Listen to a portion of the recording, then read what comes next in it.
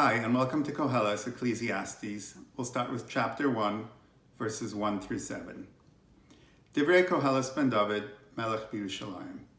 The words of Kohelet, the son of David, king in Jerusalem. So the first sentence serves as a sort of title page, if you will.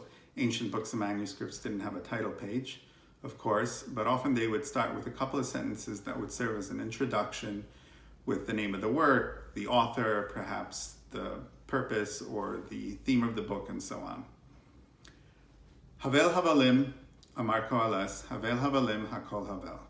Meaningless, meaninglessness, said Kohelet. Meaningless, meaninglessness, all is meaningless. So this sentence, again, serves as a sort of introduction or a theme to the entire concept of the book. And this is the concept that the book will keep coming over and over and back to and explicating upon and explaining why and how all of the world is meaningless and what that means to us. Also, the word havel is a very interesting choice of words and works very well and apropos in the sentence and in the book. The word havel means a number of things in translation in ancient Hebrew. It means air. It can mean vapor, like water vapor, like the substance of clouds. It can also mean meaninglessness or nothing, or similar concepts, things like futility, uselessness, purposelessness, worthlessness, and similar concepts. Often it's translated as vanity. But in other words, the metaphor here is it's utterly purposeless. Although you think like air or vapor, it seems like something is there. It seems like there's a substance there. But the moment you attempt to capture it or put your finger on it, it escapes and turns into nothingness. Nothing but nothingness, said Kohelet. Nothing of nothingness, all is nothing. What gain is there to man in all of his efforts that he toils under the sun? As we expend our effort towards a purpose, we feel and we believe that there's a point to what we're doing. Otherwise, we wouldn't be doing anything. There would be no point to us even attempting to do something. And so by the very doing of something, that itself gives meaning to what we're doing. But yet at the same time, when we examine it more closely, we realize that it's still utter futility, as the author will do further on in the book. Tachas hashamesh, under the sun, is also a theme and a concept that comes up several times in the book. It essentially means in the universe, but the choice of words and the phrase comes up over and over in the book. Dar holech v'darba v'haaretz la'olam amades. A generation goes and a generation comes, and the earth stands ever. In our time, when we're living in our generation, we feel that our time and our generation has a purpose and has meaning. And yet in the grand scheme of things, it's but a drop in the bucket between all of the generations that came before us and all of the generations that will come after us.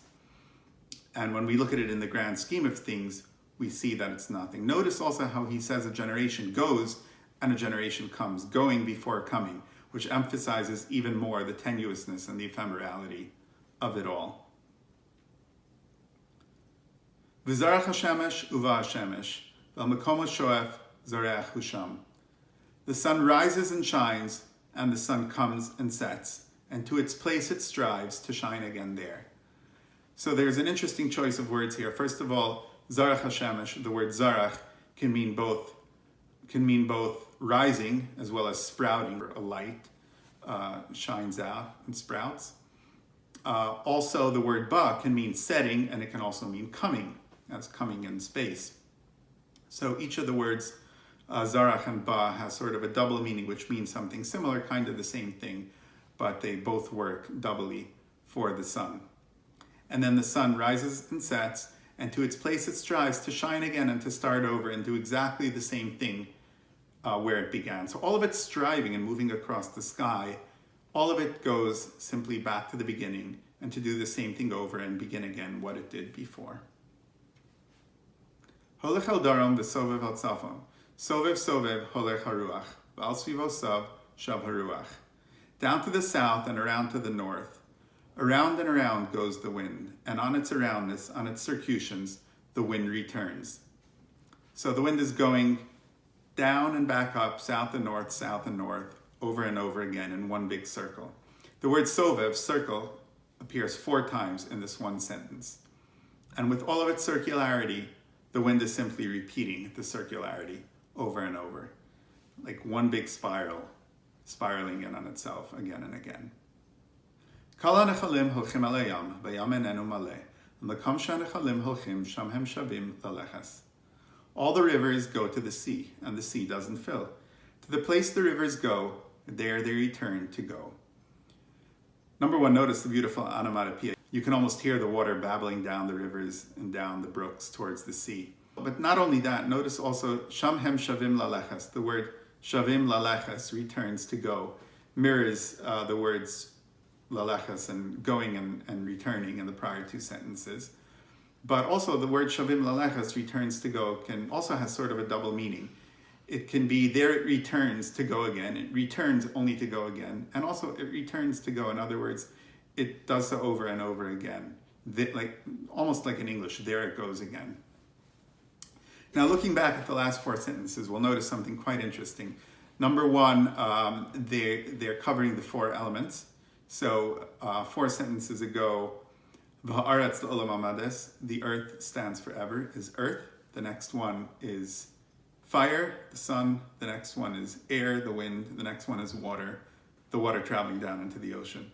But not only that, even in terms of directions, the first one is time, the generations coming and going over time. The next one is the sun going east to west, east to west.